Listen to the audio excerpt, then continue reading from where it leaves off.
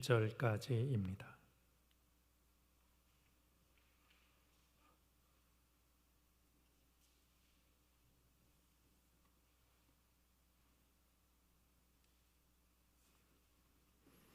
사무엘상 29장 9절부터 11절까지 우리 본문이 길지 않은데요, 한 목소리로 다 함께 읽도록 하겠습니다. 아기스가 다윗에게 대답하여 이르되 내가 내 목전에 하나님의 전령같이 선한 것을 내가 아나.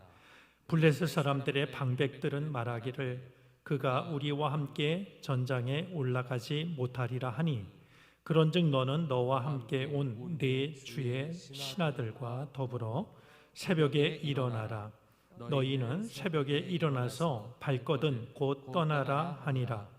이에 다윗이 자기 사람들과 더불어 아침에 일찍이 일어나서 떠나 블레셋 사람들의 땅으로 돌아가고 블레셋 사람들은 이스라엘로 올라가니라. 아멘. 네, 우리들의 삶이 어수선하고 피곤할수록 기도는 더욱더 소중하게 다가옵니다. 우리가 기도에 대해서는 아무리 강조해도 지나치지 않을 만큼 그 중요성을 잘 알고 있습니다만, 사실은 이 기도와 현실은 늘 부딪히고 있고 야복 강가의 야곱처럼 씨름을 하고 있다라고 여겨집니다.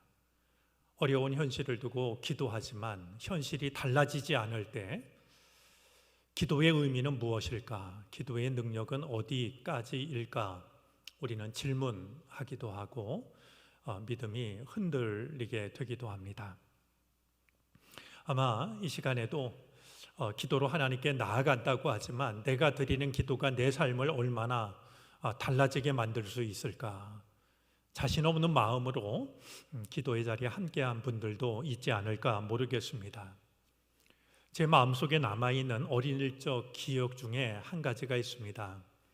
초등학교 3학년 아니면 4학년 때라고 짐작이 되는데요, 저희가 어렸을 적에는 어린이 수요일 저녁 예배도 있었습니다. 오후 예배였는데요, 또 마침 고향 교회에는 종이 있어가지고요, 이제 예배 시간이 되면 그 당시 시계가 매우 귀한 때였으니까 초종, 재종을 쳐서 예배 시간을 알렸습니다. 마침 수요일이었는데 비가 억수같이 내렸습니다. 분명히 예배 드릴 시간이 됐는데 종소리를 따로 듣지 못했습니다. 종을 치긴 한 건지 아니면 빗소리 때문에 내가 듣지 못한 건지 알 수가 없었죠.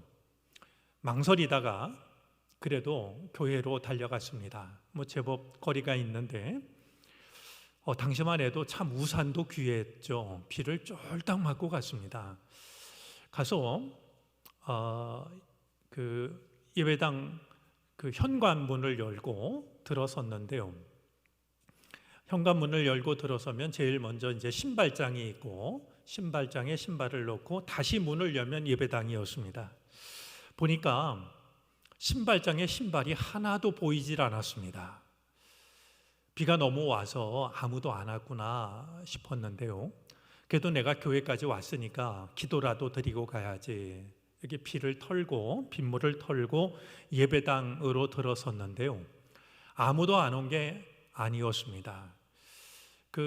주로 목사님이 드나들던 그 문은 그 벽면 쪽에 문이 하나 있었는데요, 선생님 한 분이 아마 그쪽을 통해서 들어오신 것 같아요. 그런데 그 선생님은 이렇게 비가 와서 일찍 어둠이 내린 좀 어두컴컴한 예배당 저 제단 앞에 무릎을 꿇고 혼자 기도하고 계셨습니다.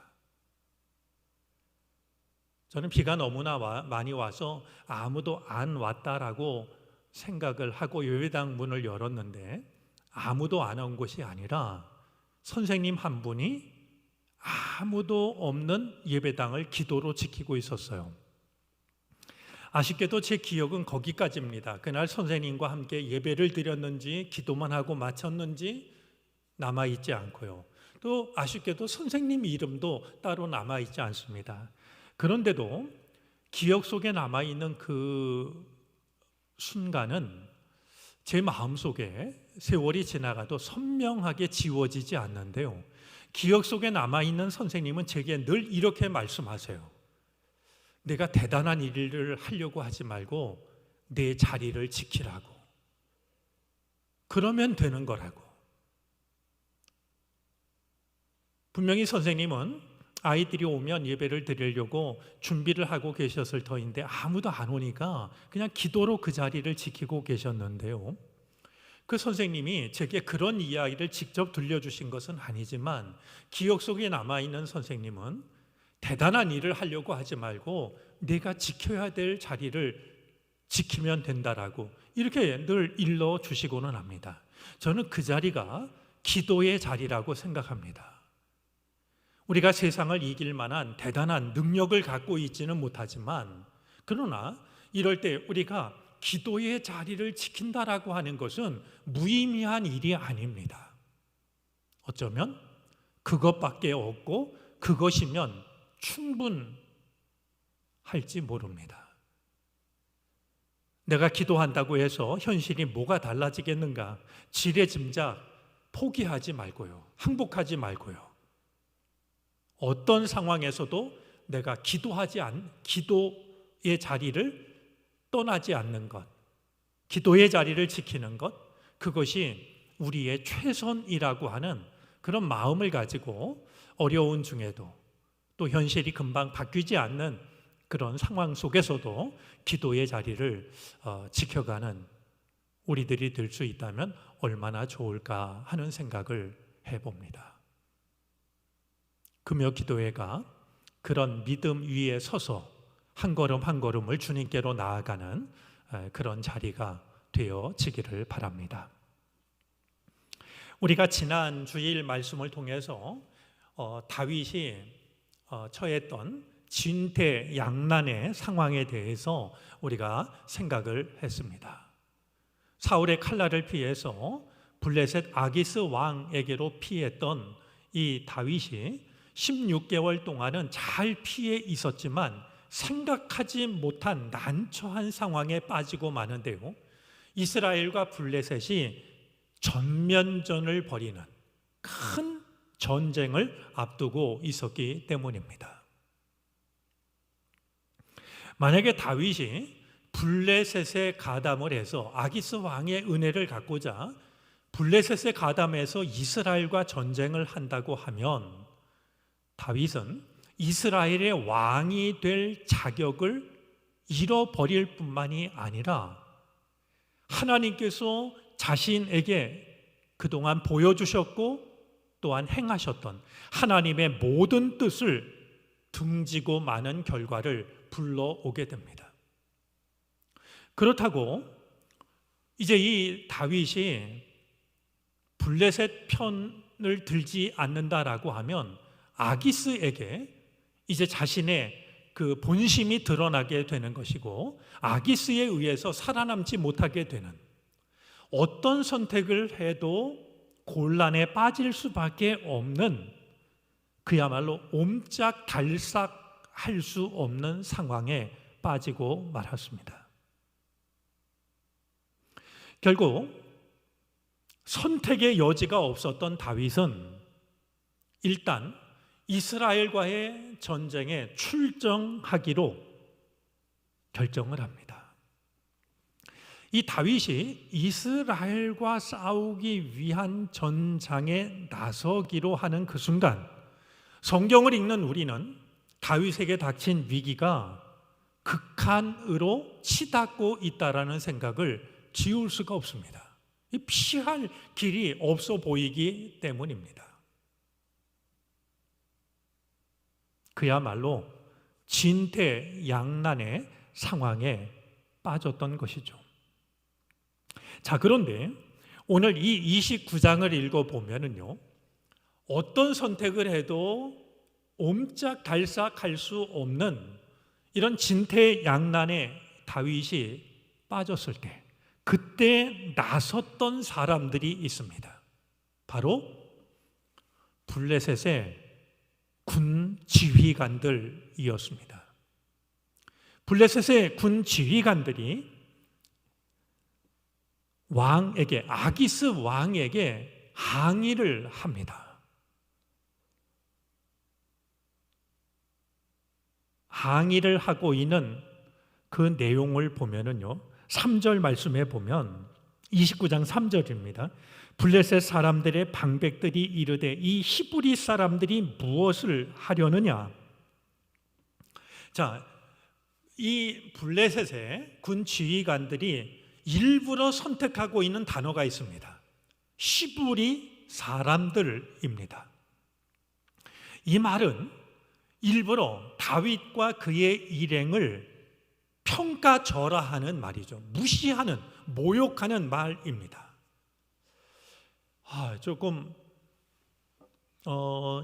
아이들 말로 심하게 하면 저런 쓰레기들과 아마 그런 뜻이 될 겁니다.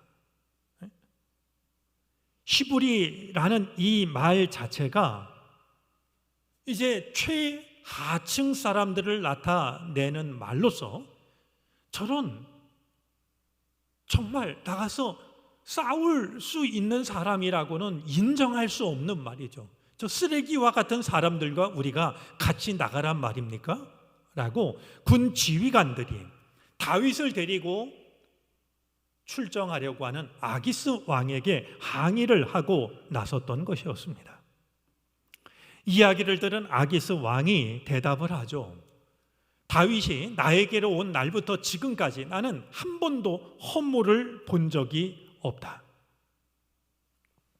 사실 이 다윗은 아기스가 이렇게 순진하다는 것을 인정하면서도 다윗에게 있어서 분명한 사실 한 가지는 아기스 왕에게도 신임을 얻었다는 사실입니다. 다윗이 충분히 정직하지 못했고 아기스 왕은 지나칠 만큼 단순하고 순진한 면이 있지만 그럼에도 불구하고 다윗은 16개월 동안 도피에 있는 그 기간에 아기스 왕의 신임을 충분히 얻고 있는 것을 확인하게 됩니다. 자, 이렇게 아기스가 다윗의 입장을 변호하자 방백들이 오히려 크게 분노합니다. 4절 말씀에 보니까 다윗에게 분노하고 있고 아기스에게 강요하고 있는 모습을 보입니다. 이제 이 블레셋의 군대 지휘관들이 도무지 받아들일 수 없는 것이 한 가지 있었는데 다윗을 믿을 수가 없는 겁니다. 왜냐하면 백성들의 노래에 의하면 사울보다도 이스라엘 백성들은 다윗을 훌륭한 왕으로 생각을 하고 있기 때문입니다. 만약에 전쟁에 나갔다가 같은 편이 되어서 나간 다윗이 전투를 한참 하고 있을 때 이스라엘 편을 든다면 이것은 치명적인 결과를 가져올 것이라고 생각을 했던 겁니다. 블레셋의 군대 장관들이 보기에는 얼마든지 그럴 가능성이 있다고 여겼습니다. 자, 성경을 읽는 우리로서는 블레셋 군대 지휘관들이 다윗을 정확히 보고 있다는 생각이 들고요. 왕이지만 아기스는 아직도 현실을 제대로 파악하고 있지 못하다라는 생각을 하게 되는데요. 아무튼 지금 이 일의 결정권을 가진 사람은 아기스 왕입니다. 군대 지휘관들이 거세게 항의를 하자 아기스로서는 어쩔 수가 없었습니다. 다윗을 불러서 양해를 구합니다. 6절 말씀을 보면은요, 아기스가 다윗을 불러 그에게 이르되 여호와께서 살아계심을 두고 맹세하노니 내가 정직하여 내게 온 날부터 오늘까지 내게 악이 있음을 보지 못하였으니 나와 함께 진중에 출입하는 것이 내 생각에는 좋으나 수령들이 너를 좋아하지 아니하니 그러므로 이제 너는 평안히 돌아가서 블레셋 사람들의 수령들에게 거슬러 보이게 하지 말라 하니라. 자, 이렇게 말하고 있는 아기스 왕의 태도는요, 매우 정중할 뿐만 아니라 다윗에게 굉장히 미안한 마음을 가지고 있습니다. 다윗이 얼마든지 나가서 싸우겠다라고 나섰고, 아기스 왕도 얼마든지 다윗을 신뢰하기 때문에 데리고 나가고 싶었지만 군 지휘관들이 적극적으로 반대하고 나서자 나는 그렇지 않지만, 나는 좋지만 지휘관들이 좋아하지 않으니 돌아가는 게 좋겠다, 이렇게 말하고 있는 이 아기스의 태도를 보면 뭔가 다윗에 대해서 미안한 마음을 가지고 있는 것을 느끼게 됩니다.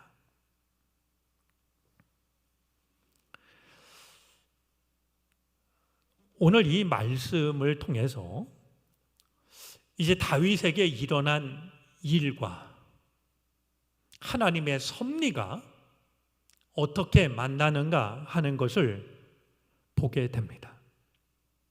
다윗은 아기스 왕에 의해서 3번에 걸쳐 다윗의 결백성을 인정받습니다.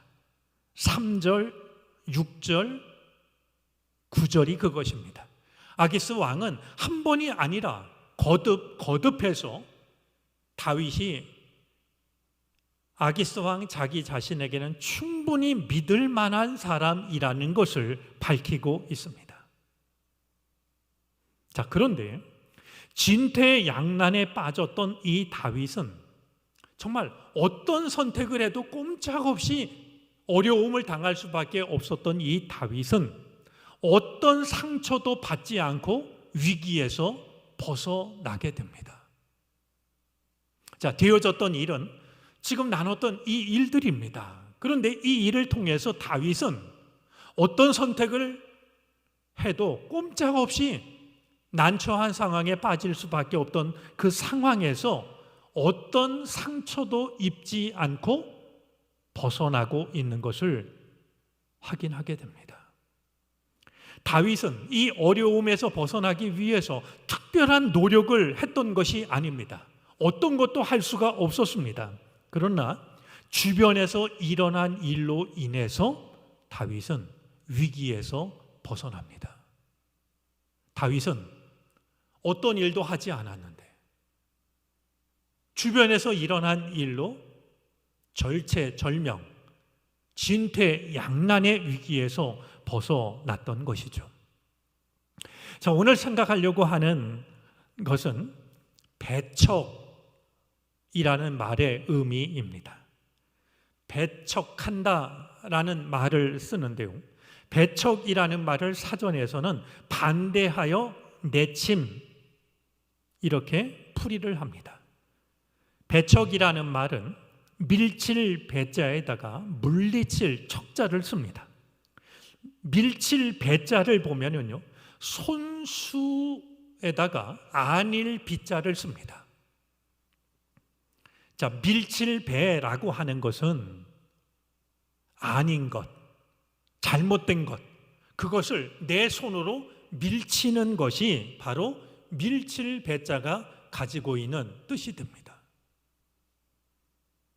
올바르지 않은 것, 잘못된 것, 그것을 손으로 밀쳐내는 것, 그것이 바로 밀칠 배자가 가지고 있는 뜻이죠.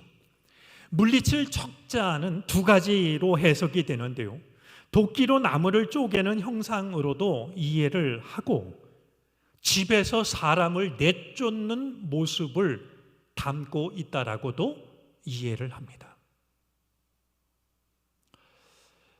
여러분들이 한번 지난 시간을 이렇게 돌아보시면은요, 누군가에게 배척을 당한 경험이 있지 않을까 모르겠습니다. 배척을 당하는, 그것도 모르는 사람에 의해서가 아니라 가까운 사람에 의해서 배척을 당하는 경험을 어느 순간 겪지 않았을까 모르겠는데요, 배척을 당하는 마음은 사실은 굉장히 당황스럽고 불쾌하기도 하고 때로는 마음이 아프기도 합니다. 이것은 사람에게서뿐만 아니라 어떤 일을 통해서도 동일한 경험을 합니다. 내가 원했던 일이 내 뜻대로 되지 않고 내가 원했던 것으로부터 내가 배척을 당한다라고 하는 그런 느낌을 받을 때가 있습니다. 그럴 때 우리들의 마음은 당황스럽고 마음이 아프곤 하는데요. 오늘 배척을 당하고 있는 아기스 왕에 의해서 배척을 당하고 있는 다윗을 통해서 우리가 생각할 수 있는 것은 배척 그 자체는 우리를 당황스럽게 만들고 때로는 마음 아프게 만들지만 배척 그 자체가 무조건 나쁜 것이 아니라 그 속에 하나님의 뜻이, 하나님의 섭리가 담길 수 있다라는 겁니다. 우리가 당하는 배척 속에도 하나님의 뜻, 하나님의 섭리는 얼마든지 담길 수가 있다라는 사실이에요. 사실 우리가 배척을 당하면 이렇게 소외감을 느끼게 되고요. 내가 인정받지 못했다라고 하는 그런 마음이 들어서 우리들의 마음이 편하지 않지만 사실 이 배척이라고 하는 것은요. 그것이 사람이든 일이든 배척이라고 하는 것은 나를 살리시기 위한 하나님의 제동일 수도 있습니다. 일이 그대로 진행되면 안 되기 때문에 하나님께서 배척이라는 것을 통해서 나를 위험에서 건지시는 말이죠. 분명히 다윗이 선택한 것은 없지만 다윗에게 주어졌던 것은 아기스로부터 배척당하는 것뿐이었지만 그러나 그 속에는 다윗을 곤경에서 구하시려는 하나님의 섭리가 담겨 있었던 것처럼 사람이든 일이든 배척을 당할 때 나에게 일어난 것은 배척이 전부가 아니라 그 속에는 나를 위험에서 건지시기 위한 하나님의 섭리일 수 있다라고 하는 사실을 다윗은 생각을 하게 합니다.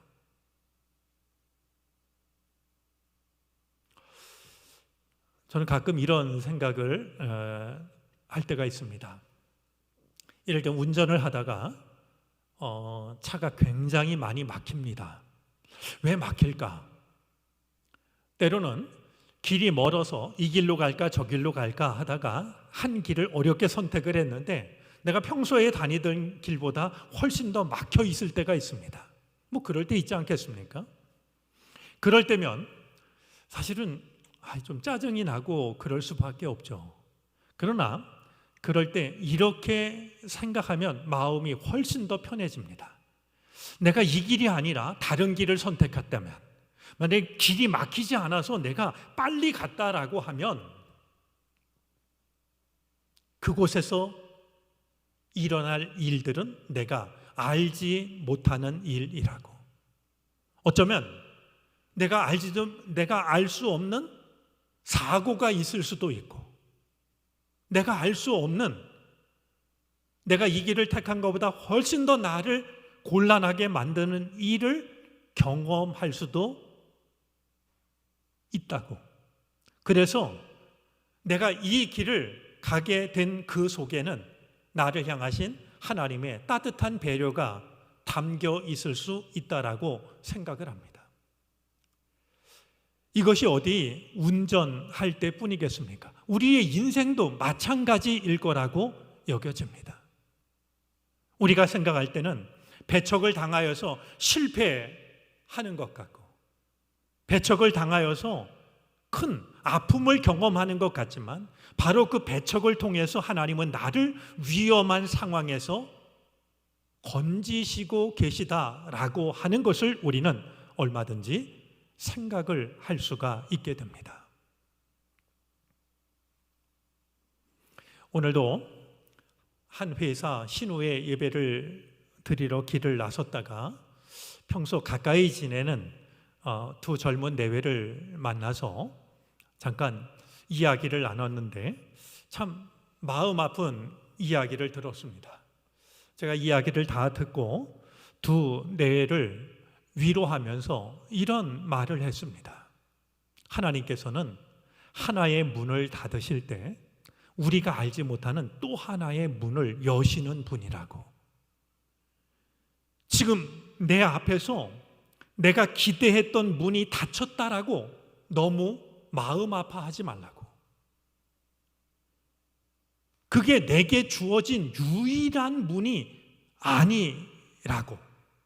그래서 나는 내가 기대했던 문이 닫혀서 더 이상 내게 열릴 문이 남아있지 않다라고 생각을 할지 몰라도 그 순간 하나님은 내가 알지 못하던 새로운 문 하나를 여시는 분이라고.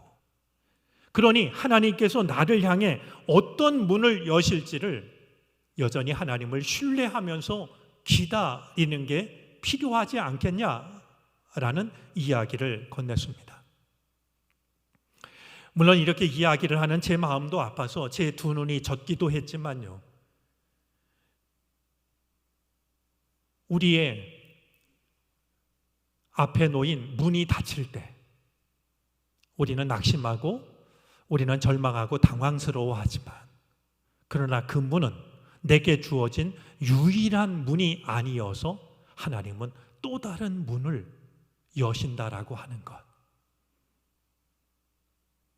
오늘 다윗이 우리들에게 돌아보게 하는 것은 배척이 실패만도 아니고 좌절만도 아니고 또 상처만도 아니라 오히려 우리를 향하신 하나님의 섭리일 수 있다라고 하는 사실을 다윗은 생각하게 합니다. 이렇듯 배척에 담긴 하나님의 뜻을 발견할 수만 있다라고 하면 우리는 얼마든지 상처를 진주로 바꿀 수 있게 될 겁니다. 배척이 실패가 아니라 끝이 아니라 나를 살리시기 위한 하나님의 손길이라는 사실을 우리가 깨닫고 인정하는 순간 우리는 오히려 배척을 통하여서 상처가 아니라 진주를 얻게 될 터이니 말이죠. 이런저런 일로 마음의 상처를 입고 힘들어하는 교우들이 계시다라고 하면 아기스 왕에게 배척을 당한 다윗을 생각해 보시기를 바랍니다. 마음이 아프고 실패하는 것처럼 보여도 그 속에 다윗을 살리시려는 하나님의 뜻이 담겨져 있었음을 기억하면서 지금 여러분들이 겪는 이 어려움 속에도, 내 뜻대로 되어지지 않는 이 상황 속에도 나를 살리시기 위한 하나님의 섭리가 얼마든지 담겨져 있을 수 있다라고 하는 것을 믿음으로 인정할 수 있게 될 것입니다. 그 믿음이 우리에게 있어서 배척을 통하여 상처가 아니라 믿음 안에서 보물을 발견할 수 있는 우리 모두가 되어질 수 있기를 바랍니다. 기도하겠습니다.